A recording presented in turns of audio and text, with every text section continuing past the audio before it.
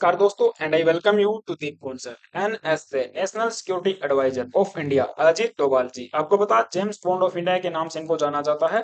7 साल तक पाकिस्तान में सीक्रेट एजेंट के तौर पर इन्होंने काम किया। इंडिया की जो करंट फॉरेन पॉलिसी है, हमारा जो करंट डिफेंस सेक्टर है, उसको मजबूत करने में इनका काफी बड़ा योगदान रहा है। तो एक न्यूट्रल पर्सन के तौर पर आप इनको देख सकते हो। और रिसेंटली इन्होंने एक स्टेटमेंट किया है कि अगर नेताजी उस समय होते तो भारत का विभाजन कभी भी नहीं होता। अर्थात बात की जा रही है 1947 की पार्टीशन की। अगर वो पार्टीशन के दौरान अगर हमारे नेताजी जीवित होते तो ये वाला पार्टीशन अवॉइड किया जा सकता था। क्योंकि आपको पता है 1947 में हमारा पार्टीशन हुआ। ये east Bangladesh, west Bangladesh, east Pakistan, west Pakistan, फिर बांग्लादेश और इंडिया, ये एक बहुत ही बड़ा ब्लेंडर के रूप में साबित हुआ है। पूरे विश्व में इसको ब्लेंडर के रूप में देखा जाता है, क्योंकि 2 मिलियन पीपल, 2 मिलियन लोग यहाँ पे मारे गए थे इस दौरान। बहुत ही निर्दोष लोग मारे गए थे हिंदू मुस्लिम कन्फ्लिक्ट के दौरान। राइट। तो ये चीज है। और इसमें देखिए बहुत ही दर्दनाक घटना है। ये जो आग लगी थी 1947 में, इसकी तपन आज तक जीवित है और उस चीज को हम आज भी झेल रहे हैं। और ये कभी भुलाने वाली चीज नहीं है। सदियों तक जब तक हम हैं, जब तक हमारा ये धरती है, जब तक हमारा भारत है, ये चीजें हमें याद रखेंगे। राइट। तो अब इस चीज को, कंट्रोवर्सी को होना लाजमी था।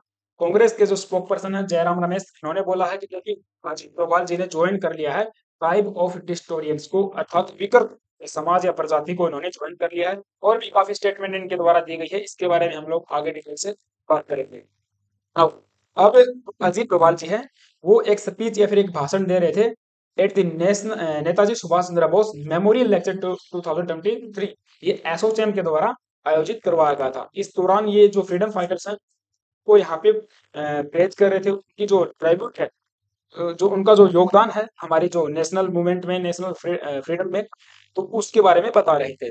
अब इन्होंने कहा कि देखिए सुभाष चंद्र बोस जी का जो आइडिया था, जो उनका माइंडसेट था, वो इस प्रकार से था कि I will fight for freedom and I will don't back for the freedom. मैं आजादी के लिए लड़ूंगा, आजादी के लिए भीख नहीं मांगूंगा, क्योंकि ये मेरा अधिकार है। ये इस तरीके की उनकी आइडियोलॉजी थी। अगर मान के चलिए मैं भीख मांगता हूं तो इट विल बी कंडीशनल। और ये बात बिल्कुल सही भी है, क्योंकि अगर आप भीख मांगते हो तो फिर उसके अंदर कंडीशन अपने आप आ जाती हैं, जैसा कि वेरिस और दूसरे लीडर्स ने किया। Now India would not have been partition if Subhash Chandra Bose alive. दूसरा इन्होंने कहा कि जो जिन्ना थे, मोहम्मद अली जिन्ना, उन्होंने भी कहा था कि I can accept only one leader and that is Subhash Chandra Bose. Right. Now there were very few parallels. आगे कहते हैं कि इनके जो पैरेलल्स बहुत ही कम लोग थे, चाहे फिर इंडिया की बात कर लीजिए, चाहे फिर आप ग्लोबल लेवल की बात कर लीजिए, जो कि इतना साहस और ऑनेस्टी रखते थे कि ब्रिटिश एम्पायर के सामने डटकर खड़े हो और अपनी बात को रख सके। Now he said that history has been unkind to him. History बहुत ही अमानवीय रही है इनके प्रति। Now thanks to the prime minister Narendra Modi who is making efforts to resurrect the history. Right. Now national security advisor said that India lost the 1962 war. 1962 का जो हमारी लड़ाई हुई थी पाकिस्तान चाइना के साथ में, उसका इन्होंने जिक्र किया कि ये जो लड़ाई हमने हारी है वो हमारी ही गलती है, क्योंकि हम लोग उस टाइम पे प्रिपेयर ही नहीं थे। हमारी कंट्री उस लेवल पे प्रिपेयर नहीं थी। उसका रीजन इन्होंने बताया कि 1950 से लेकर 1962 तक हमारे यहाँ एक आइडियोलॉजी चलती थी कि आर्मी को डिसबैंड कर दिया जाना चाहिए, क्योंकि भी आजादी मिल चुकी है। हिंदी चीनी भाई भाई, हिंदी पाकिस्तानी भाई भाई, और फिर लड़ाई होगी तो किसके साथ होगी। लेकिन ये जो गलती थी उसकी वजह से ही हमने क्या किया, 1962 का वार जो कि लॉस्ट कर दिया चाइना के साथ। हमने हमारा जो डिफेंस सेक्टर है, डिफेंस को कभी भी बिल्डअप करना स्टार्ट ही नहीं किया। एंड मोस्ट प्रोबेबली अगर हम ऐसा कर देते तो जो डेवलपमेंट हुई थी 1962 में माइट नॉट लिव। ये बहुत ही बड़ा स्टेटमेंट इनके द्वारा दिया गया है। और आगे कहते हैं कि देखिए हमारे पास उस टाइम पे जब 1962 का वार हुआ था, शॉर्ट ऑफ इक्विपमेंट, हथियारों की कमी, इक्विपमेंट्स की कमी, सोल्जर्स की कमी, शॉर्ट ऑफ एक्सेसिबिलिटी। अगर आप देखोगे आज वर्तमान में, चाहे फिर आप पूरा ये पाकिस्तान के साथ सटा हुआ बॉर्डर या फिर चाइना के साथ सटा हुआ बॉर्डर, एक्सेसिबिलिटी इतनी बढ़िया कर दी गई है। रोड एंड ट्रांसपोर्टेशन का काफी अच्छा काम किया गया है इस दौरान में। उस टाइम पे इतनी ज्यादा एक्सेसिबिलिटी हमारे पास नहीं थी और कोई भी प्रॉपर प्लान नहीं था कि अगर मान के चलिए कोई बाहरी आक्रमण होता है तो किसी प्रॉपर प्लान के साथ में हम उसको टैकल कर पाए। वो चीज भी हमारे पास नहीं थी। राइट। लेकिन ऐसा नहीं है। इंडिया की अगर हम बात करते हैं, इंडिया हैड एवरीथिंग, हमारे पास सब कुछ था उस टाइम पे। अगर पुराने इतिहास की बात करें तो उस टाइम पे भी हमारे पास सब कुछ था। क्वालिटी ऑफ पीपल हमारे पास है, एजुकेटेड पीपल थे, बट नहीं था तो हमारे पास एक स्ट्रॉन्ग डिफेंस नहीं था। आप मान के चलिए एक सेंट्रलाइज डिफेंस हमारे पास हमेशा से उसकी कमी रही थी। हालांकि पीछे की बात की जा रही है, तो एक सेंट्रलाइज डिफेंस की कमी हमारे पास रही थी। और इसी दौरान आपको पता है, खून हो गए, मंगोल्स हो गए, मुगल हो गए, आए दिन भारत के ऊपर आक्रमण करते थे और हमारे एरिया को यहाँ पे कब्जा लिया जाता था। अब एक और बड़ी बात इनके द्वारा बोली गई है कि when you survival depend on that, if you don't have people structure you tremble like a pack of card. बिल्कुल बात सही है, राइट। तो ये एक प्रकार से अगर आप देखोगे ना, तो सीधी बात इनके द्वारा बोली गई है कि भारत में साहस की कमी नहीं है। कमी थी तो हमारे पास एक सेंट्रलाइज्ड डिफेंस की कमी थी, जिसकी वजह से ये सारे काम हुए। Now the thing which Subhash Chandra Bose has different from the other leaders is honesty। और जो साहस है, जो ऑनेस्टी है, वही सुभाष चंद्र बोस जी को दूसरे लीडर से, नेताओं से अलग बनाती है। केवल सुभाष चंद्र बोस जी के अंदर ही उतना साहस था कि वो चैलेंज कर पाए महात्मा गांधी जी को, जब वो अपने पीक पर थे, अपने प्राइम पर थे। महात्मा गांधी जी को चैलेंज करने का साहस केवल और केवल सुभाष चंद्र बोस में ही था।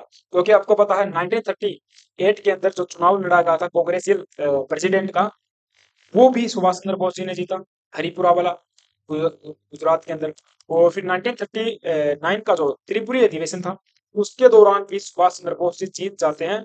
और इनके अगेंस्ट में पटाभी सीताराम मियाँ जी को उतारा गया था महात्मा गांधी जी के द्वारा। तो ये हार जाते हैं।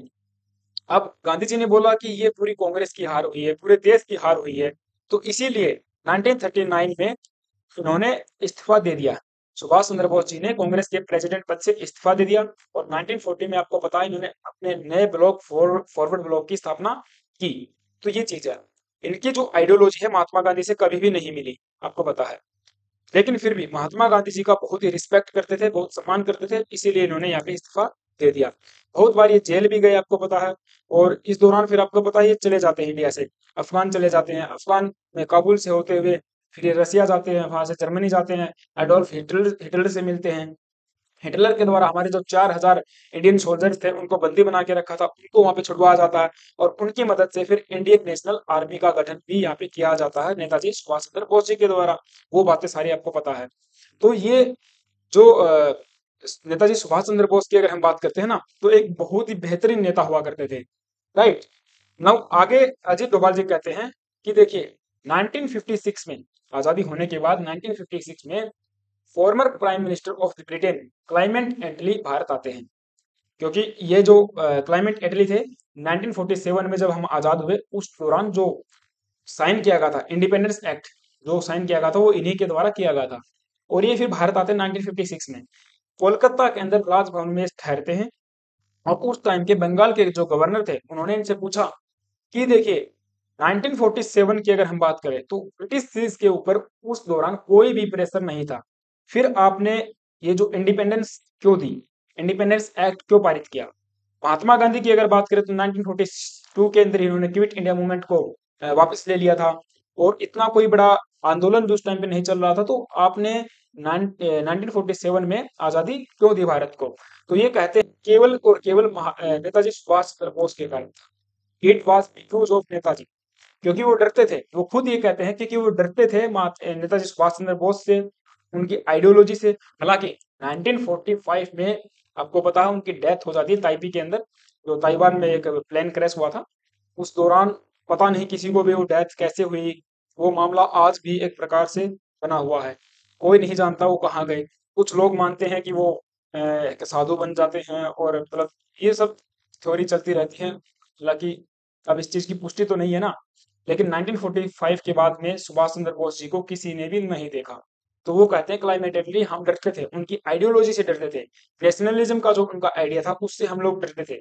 कि उन्होंने जो एक आर्मी खड़ी की है, जो उन्होंने जो लोगों के अंदर एक राष्ट्रवाद की जो भावना पैदा की है, हम उस चीज से डरते थे कि आगे कभी ना कभी हमको ये फिर चीजें टैकल करने वाली हैं। तो ये इसीलिए हमने आजादी दे दी। तो ये बात के द्वारा बताई गई है। अब कांग्रेस का आप इसके ऊपर क्या कहना है कि देखिए नेताजी जो जयराम रमेश हैं, ये कहते हैं कि did Netaji challenge Gandhi? Of course he did, बिल्कुल कर सकते थे। ये आगे कहते हैं, वाज नेताजी ए लेफ्टिस्ट?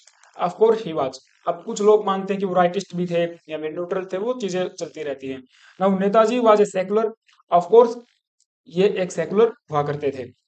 ये इनके द्वारा बताया गया, जयराम रमेश के द्वारा। लेकिन अजीत डोभाल जी के द्वारा बताया गया है कि नेताजी, हालांकि बाहरी तौर पर देखा जाए तो लगता है कि वो सेकुलर हैं, बट अंदर से अगर देखा जाए तो बहुत ही धार्मिक इंसान हुआ करते थे और वो राष्ट्रवाद की भावना में विश्वास करते थे। ठीक है, तो ये कहते हैं कि देखिए, जो पार्टीशन हुआ है उस टाइम पे अगर नेताजी जीवित होते तो शायद इसको अवॉइड किया जा सकता था या फिर न किया जा सकता था। तो ये एक कॉन्ट्रा फैक्चुअल पर्सन है, कॉन्ट्रा फैक्चुअल क्वेश्चन है, विरोधाभासी का क्वेश्चन है। अब क्या पता अगर वो जीवित होते तो ये ऐसा होता या फिर नहीं होता, या इससे भी कुछ और दूसरा हो सकता था। तो ये इनके द्वारा भी सवाल जवाब इनके द्वारा किए गए हैं। तो ये चीज है। अब आपका इसके ऊपर क्या विचार है, मुझे कमेंट बॉक्स में आप जरूर बताना कि अगर नेताजी सुभाष चंद्र बोस उस टाइम पे जीवित होते तो क्या वास्तव में हम लोग इस चीज को अवॉइड कर सकते थे या नहीं कर सकते थे। हालांकि अगर मेरा ओपिनियन आप जानना चाहोगे तो मैं कहता हूँ बिल्कुल हम इस चीज को अवॉइड कर सकते थे, कोई ना कोई यहाँ से समाधान जरूर निकाला जा सकता था। क्योंकि नेताजी ने जो ये थे आपके मोहम्मद अली जिन्ना, इनके साथ में कई बार वार्तालाप की, इनको यहाँ पे प्राइम मिनिस्टर बनने तक का भी ऑफर दे दिया था कि हम आपको इंडिया का प्राइम मिनिस्टर तक बना देंगे, लेकिन आप ये जो हिंदू मुस्लिम है ये मत कीजिए और आप भारत का बंटवारा न कीजिए। क्योंकि नेताजी को कभी भी पद की जो पोस्ट वगैरह है, यानी कि प्राइम मिनिस्टर प्रेसिडेंट बनने की कभी भी लालसा नहीं थी। वो केवल और केवल राष्ट्रवाद चाहते थे, भारत को आजाद करना चाहते थे, लोगों की भलाई चाहते थे। तो ये चीज है, राइट। दूसरा यार, आप अगर चैनल पे नए आए हो तो एक सब्सक्राइब जरूर कर लेना, वीडियो अच्छी लगे तो लाइक भी कर देना और अपने दोस्तों के साथ में शेयर भी। थैंक यू, बाय, जय हिंद, स्टे